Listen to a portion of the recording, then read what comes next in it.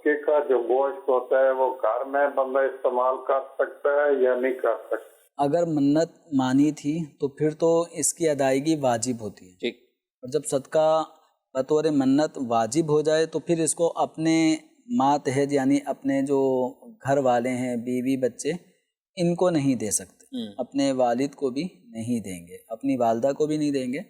अलबत्ता बहन भाई अगर गरीब, नादार, मुस्तहिक ज़कात के दर्जे में आते तो इनको सदका वाजिब अदा कर सकते हैं। रहा मामला नफली सदका, जैसे कि उमूमी तौर पर कुछ रकम जमा कर लेते हैं कि इसको हम राह खुदा में देंगे, या जहन बनता है कि कुछ गोश्त हमने ख़रीदा है तो इसको हम सदका करें, तो नफली सदका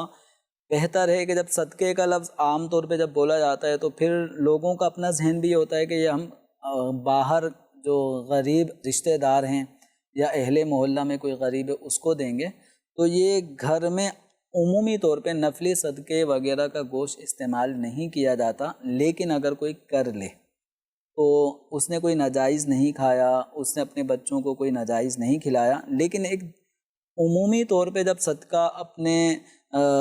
बच्चों की तरफ से, अहले खाना की तरफ से, जब बंदा एक नियत करके सदक़े का गोश्त ख़रीद के लाया है तो नियत ये होती है कि बाहर तकसीम किया जाए, फुकरा में तो अपनी नियत ना बदले, तो अपनी नियत को ना बदले और फुकरा ही को दे दे। और मेरा ख्याल है कि अगर इस तरह का अगर घर में इस्तेमाल भी करे, किसी घर वालों को भी पता चले, तो वैसे तो घर वालों को खिलाना ही सदका है, सदक़े के सवाब तो हैं,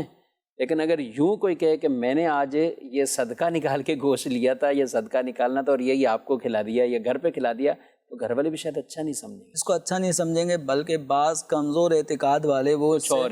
वहमी वो ना ले लें कि अच्छा जब ही वो सदक़े का गोश्त खाया था तभी बीमारी, जब से सर में दर्द हो रहा है, जब से बुखार है, जब से ये परेशानी आई है, तो इसलिए आवाम के जहन को भी सामने रखते हुए, अपनी फैमिली मेम्बर्स को भी सामने रखते हुए, तो नफली सदक़े का गोश्त भी बाहर फुकरा को देना